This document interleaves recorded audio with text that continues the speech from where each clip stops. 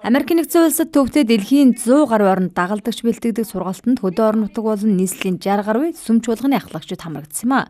Энэхүү сургалтыг Оросын холбооны улс болон Монгол дахь Секвоссия үйлчлэлийн төлөөлөгч Виктор Кравчик удирдан зохион байгууллаа. Тэрээр энэ сургалтын онцлог нь Есүсийн дагалдагч хүн энэ нийгэмд үг болон үйлсээрээ хэрхэн үйлчлэхийг заадаг юм а гэж хуваалцчихсан юм а. Секвоя үйлчлэл маань болохоор одоо навигатор гэдэг үйлчлэлээс гарсан одоо үйлчлэл байгаа. Тэгээ навигатор үйлчлэл маань болохоор дэлхийн бүх улс орнд одоо маш том цар хүрээтэй үйлчилдэг ийм байгууллага юм аа. За энэ байгууллагын маань одоо үндсэн зорилго юу вэ гэхээр Христийн одоо дагалдагчдыг хэрхэн бэлтэх вэ? Цаашид одоо итгэгч хүн хэрхэн Христийн дагалдагч болоод дагалдагчдыг бэлтэх вэ гэдэгт оршиж байгаа юм аа.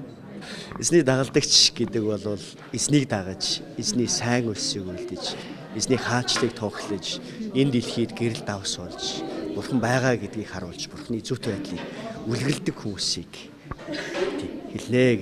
Дагалдагч бэлтгэх сургалтанд хамрагдаж байгаа хөдөө орон нутгийн Христэд итгэгчид амьдарч байгаа орон нутагтаа хэрхэн ажиллаж үйлчилж байгаа талаараа энэхүү хуваалцчихсан юм. Яг чуулганыхаа дэргэд хайрлагцсан алтай гэдэг гишүүд үйлчлэх төрийн бас байгууллагыг ажиллаулдаг.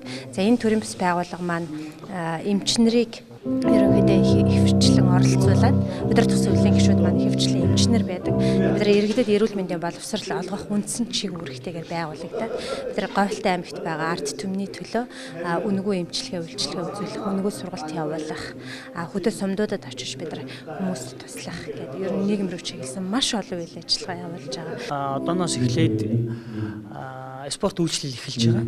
Тэгээд спорт үйлчлэлдээ хөвчлэн орон нутгийн зөвхөн орон нутгийн тухайн 9 булаг сумын хүүхэд залуучуудыг хамруулах зорилготой. Тэгээд энэ маань юу гэхээр яг орон нутгийн удирдагч бэлдэх зорилготой ийм үйл ажиллагаад яг эхлэх гээд бэлэн болцсон байж байгаа.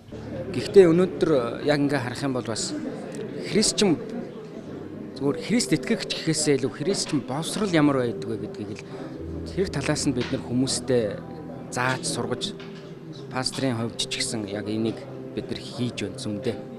Энэ сургалтанд хамрагдаж байгаа Христэд итгэгчид бид энэ нийгэмд ертөнцийн эзний өгсөн бэлэг авьяасаар байгаа газартаа гэрэл давс байхаар үйлчилж байна. Өдөр бүр суралцж байна гэдгийг хуваалцж байлаа. Light News мэдээлэлээ.